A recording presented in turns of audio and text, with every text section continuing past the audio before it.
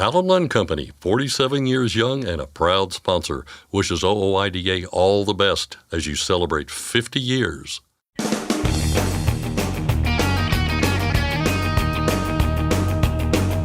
OOIDA, representing America's truckers since 1973, presents Landline Now with your host, Mark Reddick.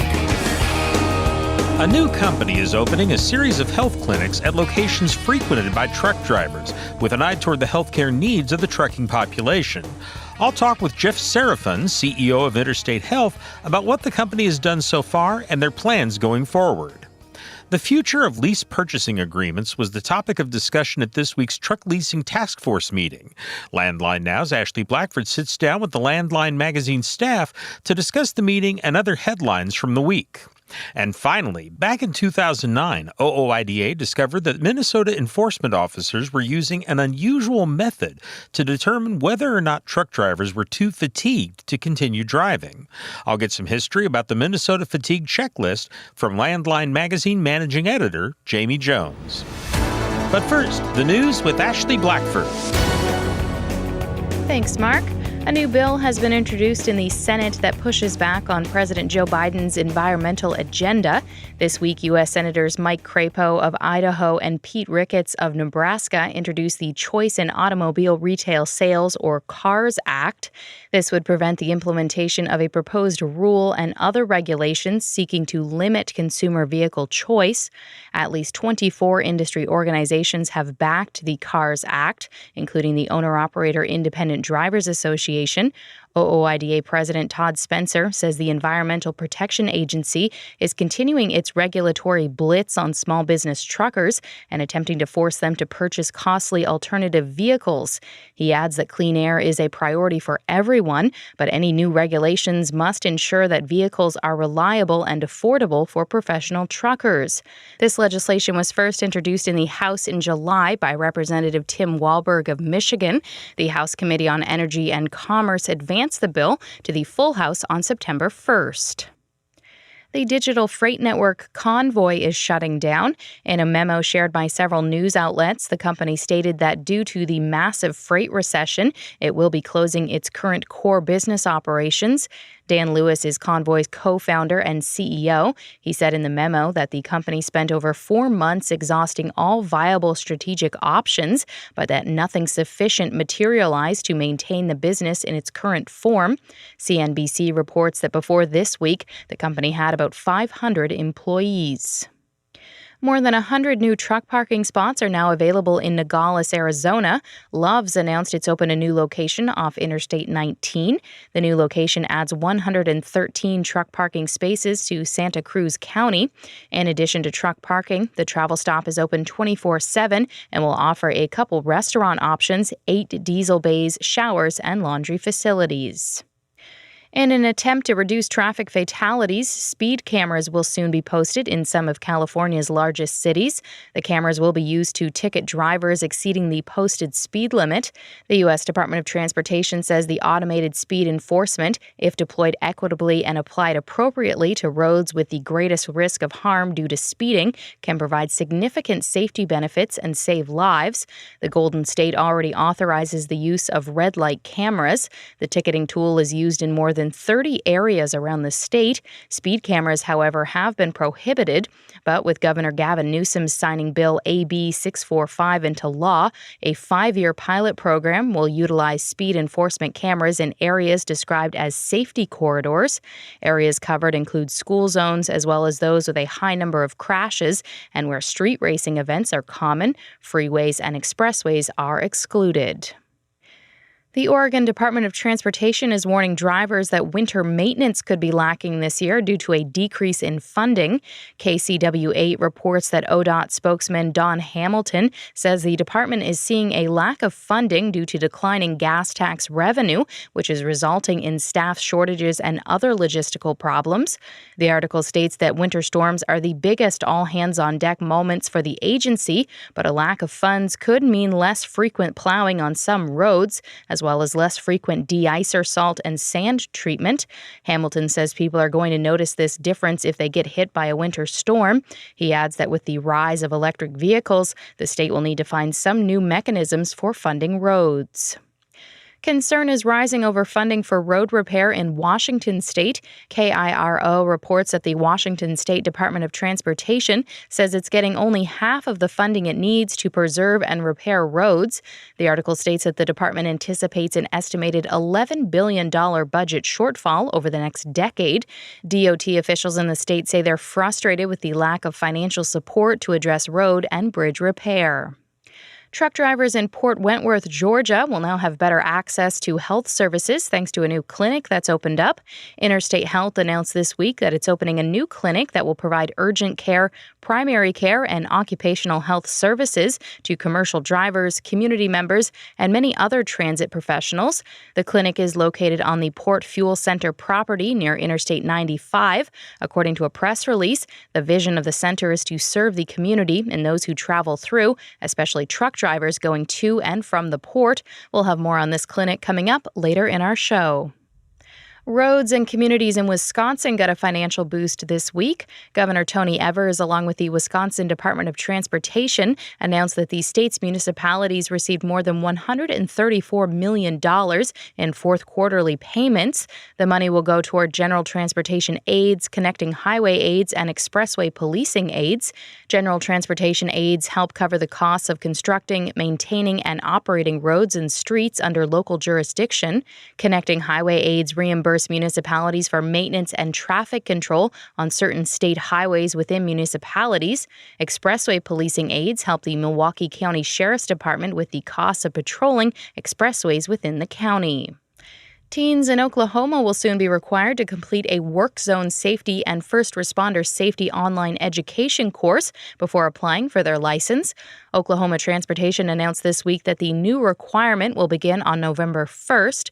Oklahoma will be the first state in the nation to require these courses before teens apply for their intermediate driver's license.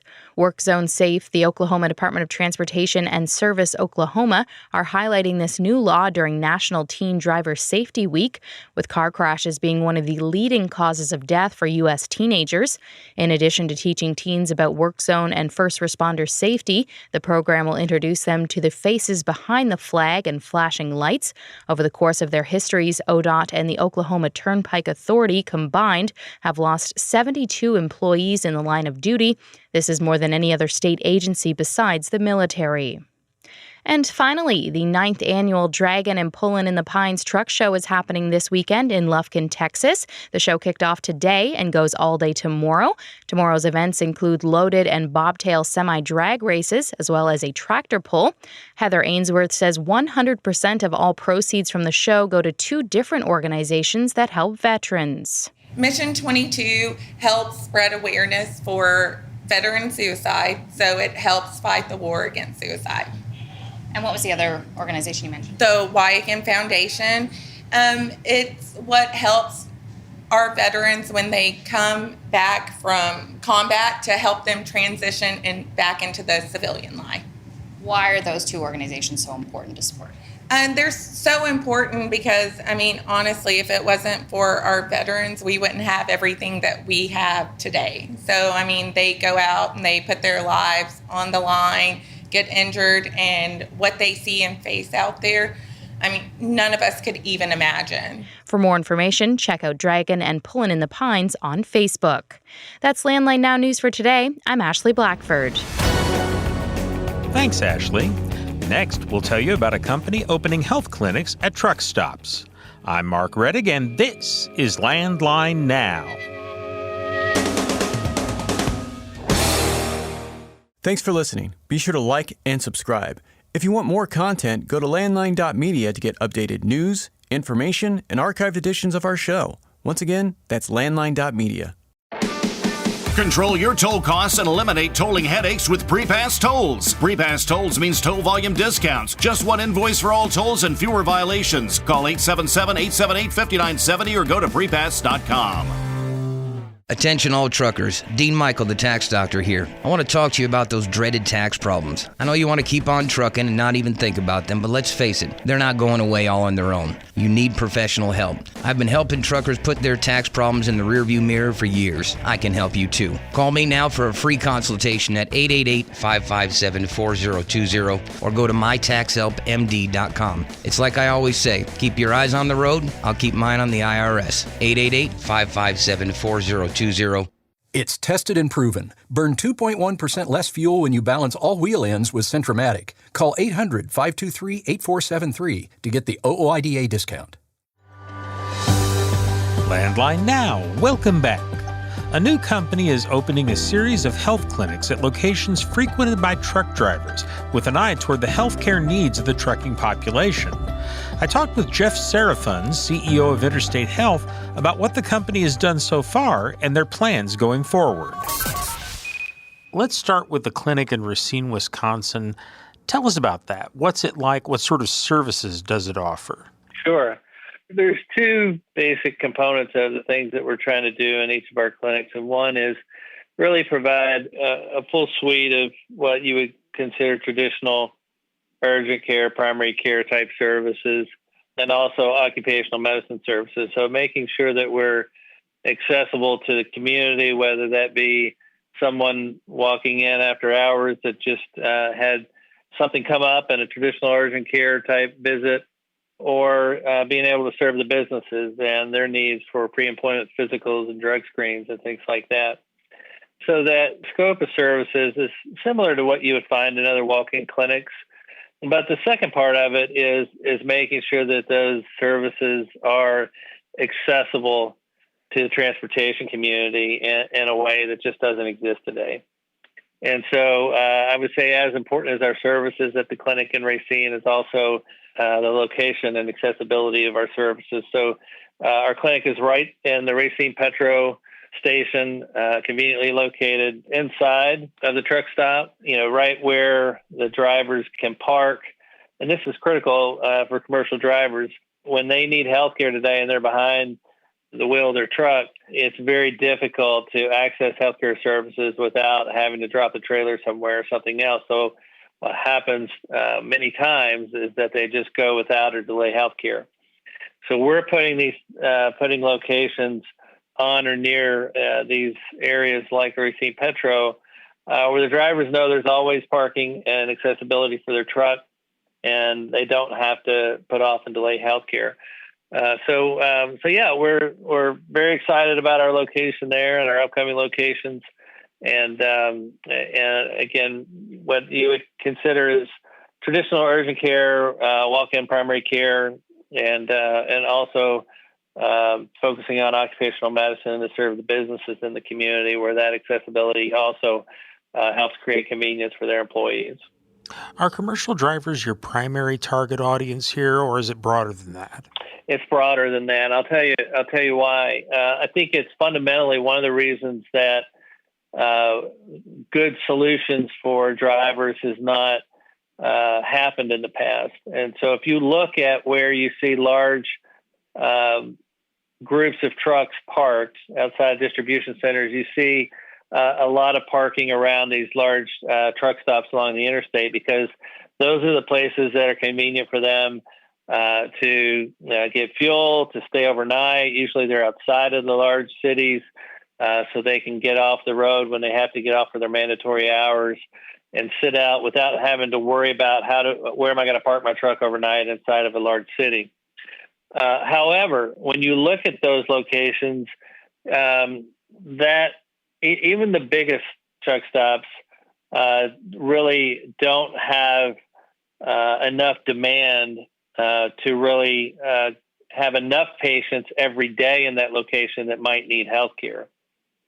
And when some groups have tried in the past to try to do something just for truck drivers, what they find is even the places where there's a lot of trucks, there may not be enough healthcare needs that day.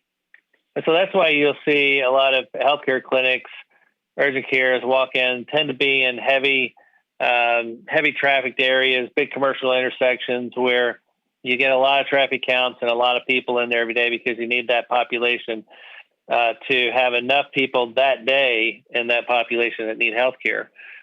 So those groups that have tried just to focus on drivers have really found that to be a difficult economic model. What we've done is really to try to focus on combining the needs of multiple populations in order to create a solution that works for commercial drivers, and at the same time, create solutions that work for the local communities. Because when we focus on those two populations together and the needs that there might be for access to more healthcare in those areas for the community, it's when we combine those needs that we can really make the economic model work for healthcare to keep services and providers employed and services available in those locations. So we're really focused on two groups. One is the community, the other is the commercial drivers. And that community might be the local businesses. It might mean just people that live in the area. It could be either. In our general model, we expect that about half of our patients will come from the transportation industry and half will come from the community. Over time, we think there's a third customer that we'll take care of, and that's travelers, people in RVs, families on vacation that are going somewhere, going down to the beach for the week, and they just don't want to lose a day of vacation because someone had an asthma flare-up or something else. So over time, and because of our accessibility to the interstates, we see that will probably sneak in and be a third population that we're really focused on. But I would say equal focus to both the commercial drivers and the community. So why in particular Racine for this particular branch?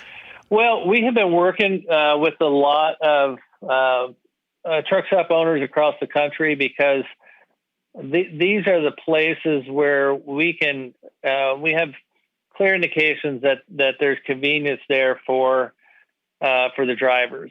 And our goal is to be nationwide and really be accessible. So when you're on the interstate a few years from now, we want people to be confident that if they're behind the wheel of a truck, that every few hours they're going to run into one of our clinics that's near the interstate. And so they know that when they're on the road, they always have accessibility to healthcare. And so we've been spending a lot of time working with and talking to owners of large truck stops across the country. Very pleased with the partnership that we developed with Michael Wilkham and Racine Petro. And, they responded to some of our conversations in some of their meetings and working with other truck stop owners.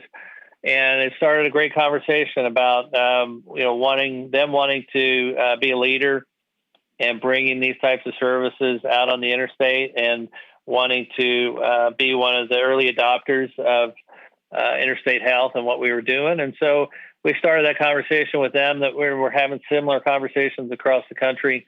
And we were just able to work it out with them. We love the area there between Milwaukee and Chicago. It's a very busy interstate, a lot of needs there.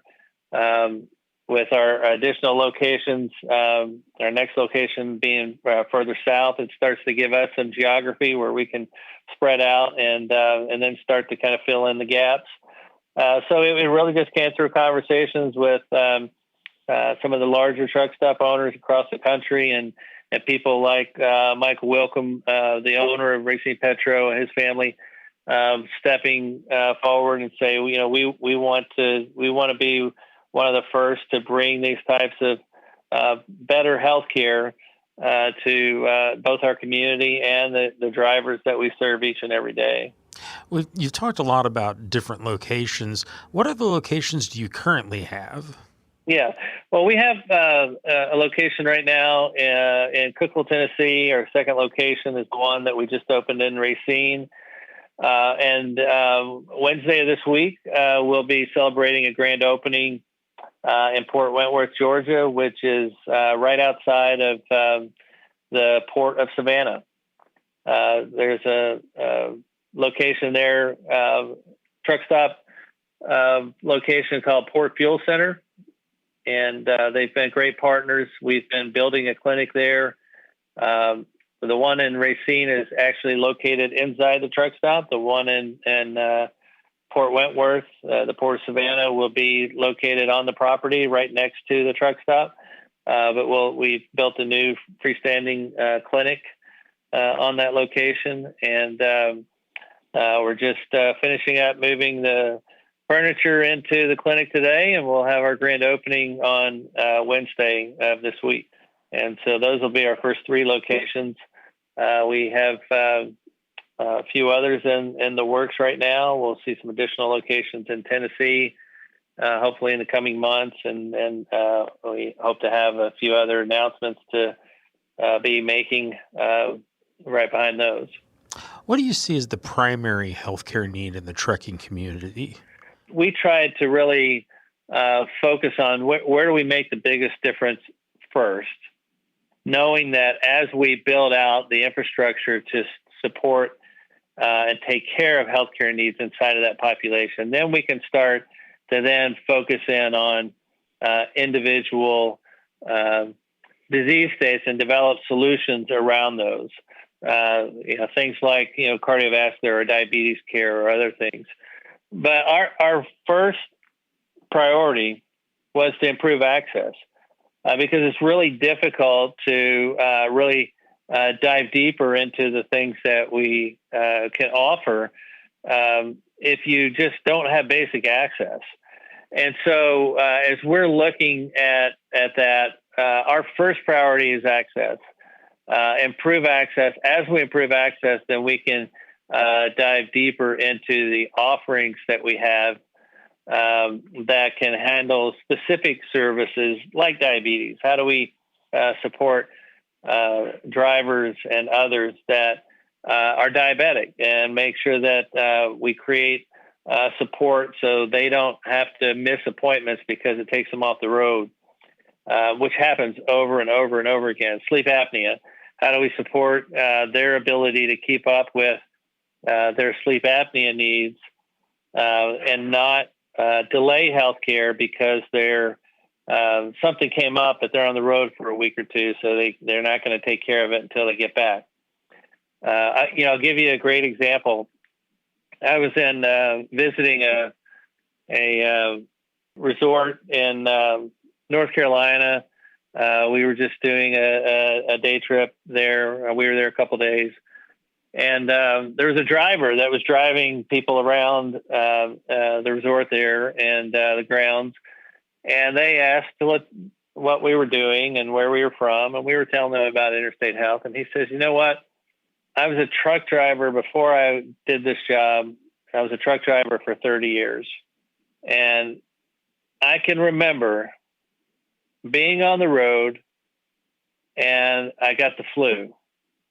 I didn't know exactly what was wrong, but I knew I was sick, wasn't feeling good. I knew I didn't have access to health care. There was really no place to stop because I didn't have a place to park my truck. So I pulled over at a rest area, and I was at that rest area, and this is the man talking. I was in that rest area for 3 days. I didn't have any food. I didn't have any medicine. I just knew that I had to stay there until I felt strong enough to get back behind the wheel of my truck and finish my route. And, if we think about that, I mean, a lot of people in America just don't understand what it means to not have access like that, but we're used to it. He knew once he got behind that wheel that his options were very limited. And that plays itself out over and over again, that delay of care. And when you have delayed health care, you will tend to have worse healthcare outcomes. That was Jeff Serafin, CEO of Interstate Health, talking about the series of clinics his company is opening at truck-friendly locations. Landline Now will be back in a moment. Firestone tires are for more of everything. more miles for every tire dollar, and more confidence in your fleet. At Firestone, we help fleets save with dependable value. Find your local Firestone dealer today at firestonetire.com/dealer. Ready to make more money? Use a better load board. For a limited time, get 50% off Truckstop Load Board Pro. Just go to truckstop.com/go and enter promo code READY2023 when you purchase Load Board Pro. When it's time to overhaul your truck engine, help protect it by insisting on a genuine Vibratech TVD crankshaft damper. Heavy duty, absolute premium quality, and they're made right here in the USA. Find a dealer at vibratechtvd.com. Landline Now, welcome back. We are closing out a busy news week with our friends from Landline Magazine. Jami Jones is managing editor and Mark Schremer is senior editor. Thank you both for coming in. Hey, you're welcome, Ashley. Yeah, thanks for having us. Now, starting off, let's talk about a meeting that happened this week with the Truck Leasing Task Force. Mark, I know you sat in on that. For those who aren't familiar, what is the task force? Well, it started with the 2021 infrastructure law that basically Congress required FMCSA to create this task force that was looking into predatory lease purchase agreements. And what we're talking about here is kind of the situation where you have a motor carrier and they sell a truck to a driver, but the driver is having to make payments while they're completely under control and indebted to the carrier. And that's the issue we're having. And, we've seen examples, and it was brought up again at this task force meeting, where you have drivers at the end of a pay period earning as much as 67 or as little as 67 cents. We've seen, examples where the driver owes the carrier at the end of the pay period. And it is extremely uncommon at the end of this lease, and I say in quotes, that the driver is going to actually walk away owning the truck. The success stories are very, minimal. Unicorns. Yeah. I mean, they almost are. And the thing is, and I hate to throw back to 2009 when the Aero Trucking Company in Tulsa collapsed, but they just shut up abruptly, and we had there were drivers for Aero that had made their last payment or were nearly, about to make their last payment, and they had zero ownership in those trucks. So all this money was just gone. Wow. And so it's just, to even say that it's the sale of a truck is almost a Sure. misnomer. I mean, Yeah. it's just, there's nothing about it that gives you something tangible towards ownership in the vast majority of these agreements. But this is a route a lot of drivers will take, right, to try to own their own truck? Yeah, I mean, I would obviously say too many. I mean, I know, OIDA will advise against these type of agreements because of what we're saying, that it is so rare for these to work out. But there's so many instances of these not, and what we talked about, to Jami's point, that these carriers they don't want, I mean, I'm not speaking of everyone, but it is not in the best interest of the carrier under these leases for the truck driver to end up owning the truck, because as long as they still have them on the hook, then they have somebody else paying for the maintenance of the truck, all of these type of things, and they got money coming back to them while still basically treating that driver as an employee. I mean, they're under complete control. And, one of the presentations at this meeting this past week is, a consumer protection group was basically talking about any of these type of situations, whether it's trucking or outside of it, if the person that is in control of the loan is also the person in control of how much money you make, that is extremely problematic. Yeah. And that brought up the question from the task force of, is this a model that's even worth saving? Should we just eliminate all of those types of lease purchases? Well, and it gets tricky at that point, because then you have, we really went hard and fast after lease purchase years ago, and it kind of died down, got a little quieter, but it really didn't. So what happened is we saw these motor carriers who they owned and leased the trucks. All of a sudden, they started another business that owned and leased the trucks, and then the motor carrier was just in control over your routes and everything, but it was still under the same corporate umbrella. But technically, it was two different businesses. So this is going to be a heavy lift for this task force, and it's an admirable. We really need to see this happen because it is predatory, and they do target people who you see it a lot in non-English speaking communities. Port drivers are a particular target. You see it with people who maybe don't have established credit scores or their credit is less than perfect. So it's typically people being preyed upon because they're in a bad situation or can't communicate properly to understand the pitfalls of what they're about to be in. So it needs reined in. How they're going to do it is the devil's in the details. Well, one of the things that's interesting too about this is we talked about that unicorn example, and we actually had a person on the task force, and we don't know all of the details of their specific lease, but said that it did work for them, and now they're an independent owner operator.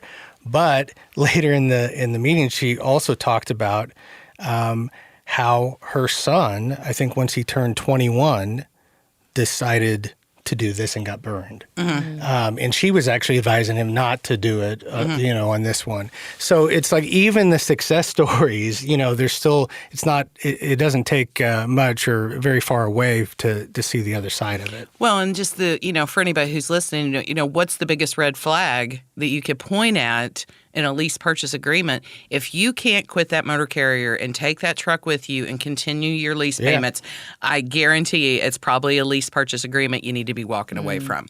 If I were to pick one red flag but there's plenty more. There's lots of them. A plenty. Yes, but that and just to cut to the quick real fast, that would be the first one to look for. If you can't leave and continue payments on that truck, then that's a problem. How did the meeting end? Where are we going from here? Well, this was the second of task force meetings, and they were, working on some recommendations. I assume there'll be another meeting in the next few months. It was kind of disappointing. There was an opportunity for public comment, and there were probably about 4 or 5 drivers who had registered for that public comment, but then none of them showed up, and then there was actually no additional comment from the public. So, where we're at now is we'll probably have at least a couple more of the task force meetings, and then they will finalize their recommendations, and we'll see where the agency goes with it. Well, and just to be clear, the drivers do have a voice on that because OOIDA's Jim Jefferson is a member of that task force. So, but it's always hard to get people to go, yeah, I was scammed. Yeah. So I get why the participation's low because it's not your bright and shiny moment in life, No, it's probably something you want to forget and not be discussing. Yes. Now, moving on to a different topic, when it comes to emergency declaration limits, that also limits a state's ability to calculate an appropriate response and a speed limit appropriate for the specific highway to that state. Jami, can you kind of dive into that a little bit more? Well, FMCSA came out with a final rule that limits how long a state can declare an emergency declaration. I'm using the same word in my definition, but forgive me. Anyway, so instead of being able to declare an emergency for 30 days that waives hours of service for relief supplies or anything like that, it's now limited to 15 days. And this whole thing kind of feels like it came out of nowhere because here we were 2+ years into a federal emergency declaration over COVID. We had 2 reported crashes in that 2-year span. And they were on private property, no injuries. No injuries, yeah. I mean, it was nothing. To even call them crashes is kind of a misnomer because I think it was even minimal damage to the vehicles. So, and then all of a sudden, it really feels like it came out of left field. We're going to limit this. We don't need states just going all willy-nilly and declaring these emergency declarations for months at a time and blah, blah, blah. I don't know. It just felt overreactionary for a very good test case that we just had that these declarations do not hurt safety. And then, I don't know, you go back and you think of a big response like during Katrina and Rita. I mean, that's not something that 15 days Sure. is going to make. That's not even going to make a dent in the situation. Yeah, and to when they originally came out with this, they were trying to bring it all the way down to 5, and OIDA and other groups, and a lot of states were arguing about this, like that's not enough time. So I believe at that point the response was either I think it was 14, but 14 or 15 days that they changed it to. But like what OIDA said, kind of in the response, is if you look at the notice, FMCSA acknowledges multiple times that they have no evidence that this has caused any problems or harmed safety in any way. Yet we're just going to change this. We're going to pick an arbitrary 2-week-ish time frame and say this is it. And, the states are the ones with boots on the ground. They're the ones in these areas where the wildfires have gone through, where the tornadoes, where the drought. I mean, Iowa, we've got, a harvest exemption right now. That state leadership knows what's going on in their state. They are better suited to determine the appropriate response and how much time that could take. And the feds just stepping right in and going, no, we know better. And it's the same issue with speed limiter mandate. We have these states with super high speed limits. Sure. And I don't mean that, in a dangerous way. They just have roads that you can have 80 mile per hour plus speed limits on. And cars and trucks can operate safely because of the design of the road. The states know this. They have studied those roads. They know the crashes on those roads. They know these things. And when you start putting arbitrary federal laws in place or mandates, like a speed limiter or a limit on emergency declarations, you are removing the state's ability to respond appropriately in those situations. And that is a big problem. Yeah, and you had so many states that had separate speed limits for cars and trucks, where the speed limit was lower for trucks. And a lot of those state legislatures looked at that, saw the crash rate, saw the issues that was causing, and eliminated that speed differential. And now it's the same speed limit for cars and trucks. And then what you would have is basically the federal agency coming in and saying, no, we're going to create a speed differential. The state lawmakers have decided that it was unsafe. So it's definitely problematic. And you have so many, like you said, we have Texas with 85 mile an hour speed limits, but you also have some of those kind of more rural agriculture states where you have maybe just a 2-lane highway. I know when we think of this all the time, we're thinking about all these, 4-lane interstate. But think about these 2-lane highways with no passing zones. And if you set what, the speed or safety advocates want it to be down to 60 miles an hour, even with a 65 mile an hour speed limit, if you have a 2-lane road, no passing lanes, and 4 trucks lined up that can only go 60 miles an hour, that is just waiting for somebody to do something extremely dangerous. Road rage. Yeah, exactly. Now, we've had a few more signatures added to the DRIVE Act. Who else has signed on to that, and where are we at with that bill? Well, we are now up to 30 co-sponsors in the House, and I believe 8 in the Senate. So far it's still all Republicans, and I think the key there is going to some of those states, maybe like a state like Montana or whatever, and trying to get a Democrat. I think once that shoe drops, then we really can have something going, because I think some of these, regardless of your political affiliation, if you can really just kind of understand and see the problems that this would cause, especially in some of those states, I think maybe we'll get some Democrats to understand. I mean, this is our best chance to stop a speed limiter mandate is to get the DRIVE Act passed. So call your lawmakers. All right. Mark, Jami, thank you both for coming in. Hey, you're welcome. Yeah, thank you. To check out articles on topics we discussed and other trucking news, you can check out landline.media. For Landline Now, I'm Ashley Blackford. Stay tuned for more after this. Since you started, what you've loved about trucking is the freedom. Heading out on your favorite route, a good driving song, and thinking about truck insurance. Well, maybe not that last one. That's why we're here.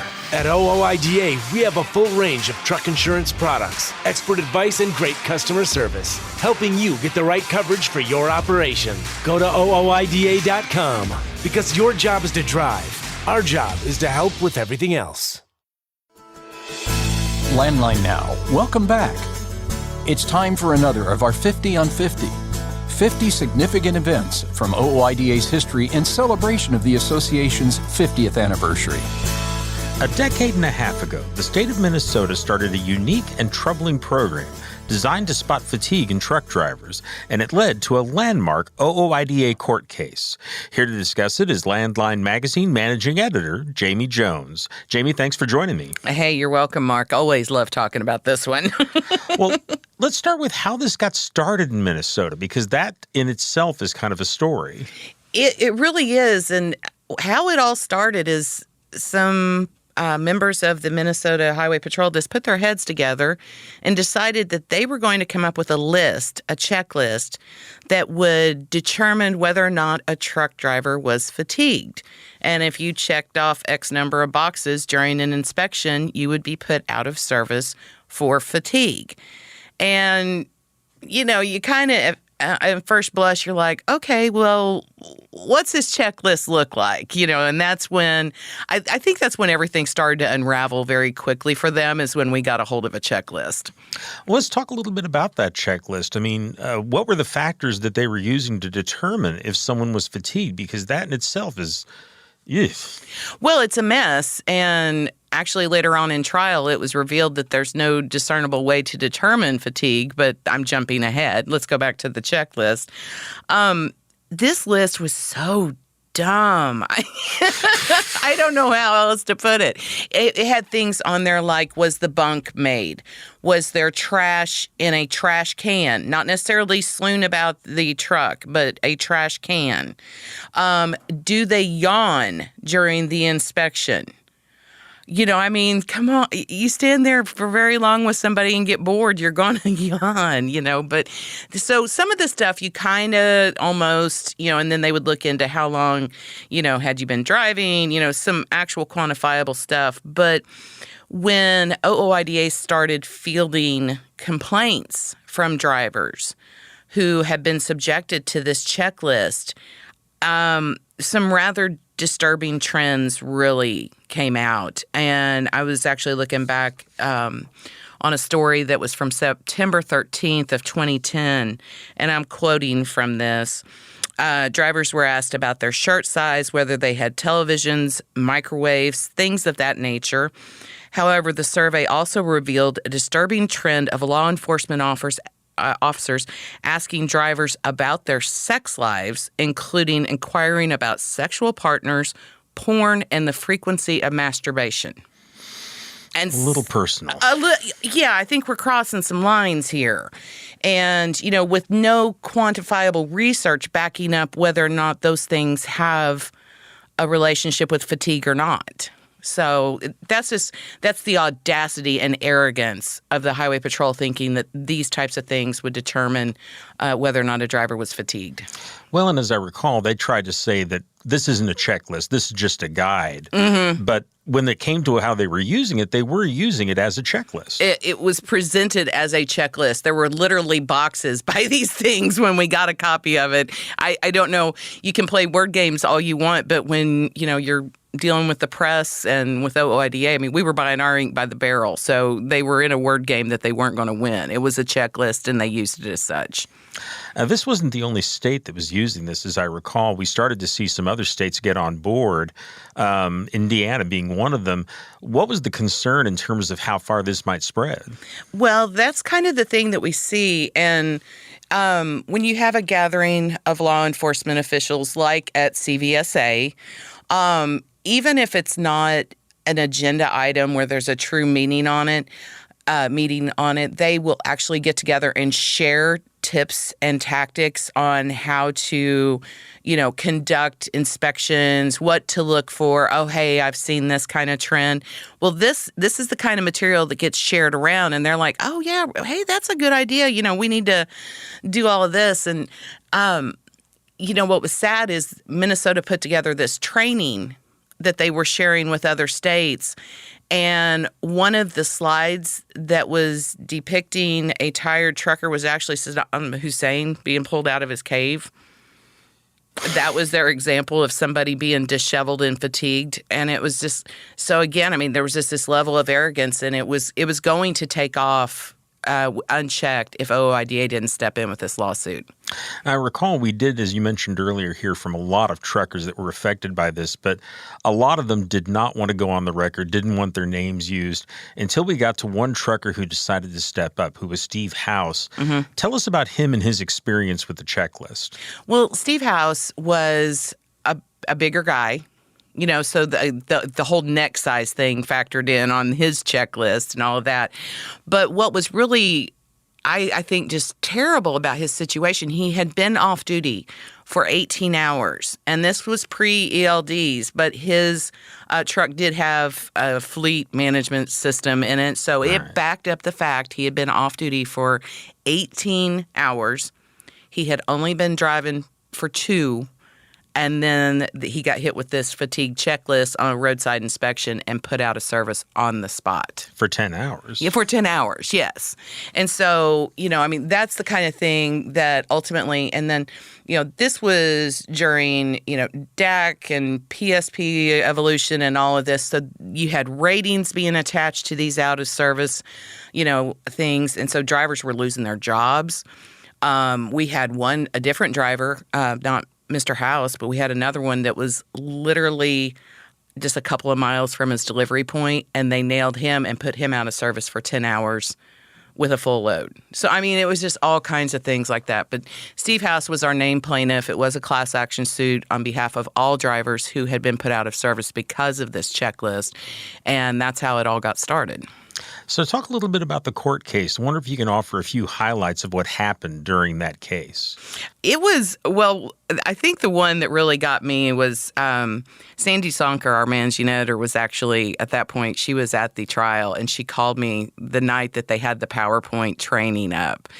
And she said, "You should have seen Judge Frank's face when that slide popped up, and some of the outrageous stuff that these police officers would say and try and play word games, and the judge was not having any of it. It was pretty clear throughout the trial that the Cullen law firm representing OOIDA and Stephen House and the other plaintiffs, that we had a pretty good shot at winning this case. The state patrol was doing a very poor job of justifying or being able to back up the need for such a checklist. And we actually even had a sleep expert who on the stand for OOIDA as an expert witness said there is no way to actually measure fatigue. It's almost an abstract concept. So we got a verdict that was favorable to the truckers, of course, which is why we're talking about it. What has been the impact of that court decision over time? Over time, the arrogance, I've mentioned it a couple of times, Minnesota actually tried to start it up again before the judge ruled. So about a month before the ruling came out. So that got shut down again. They actually had to remove out-of-service tickets, that were subject to this. And it honestly, the whole situation, and this is something that's very common in OOIDA's wins. Well, we can point to this one definitively that, Minnesota lost, OOIDA won, the truckers won, the Fourth Amendment won in this one. We also played some hellacious defense and kept this from spreading to the other states. Indiana was like, nope, we're not going to do it. We're just going to throw our list away. So it became toxic and gave truckers that Fourth Amendment right back. So that's where the big win was. Okay. Jami, thank you very much for all the information. Hey, you're welcome, Mark. That was another of our 50 on 50. 50 significant events from OOIDA's history in celebration of the association's 50th anniversary. We'll bring you a new entry every week from now until the actual anniversary celebration. That's our show for today. Thank you very much for joining us. We'll be back tomorrow with more. I'm Mark Reddick, and this is Landline Now. Thanks for listening. Be sure to like and subscribe. If you want more content, go to landline.media to get updated news, information, and archived editions of our show. Once again, that's landline.media. I'm a dad, a son, a husband, wife, I'm a writer, photographer. I farm. I'm a veteran. I love old cars, fishing, my kids, Chrome. And I am a professional truck driver. And together we are OOIDA. OOIDA was founded by truckers to stand up and speak on behalf of truckers. We've done that by combining the individual voices of our members into a single, powerful voice. Protecting your interests, defending your rights. Join us! Make your voice heard. Join OOIDA, the Owner-Operator Independent Drivers Association. Call 1-800-444-5791 or visit OOIDA.com.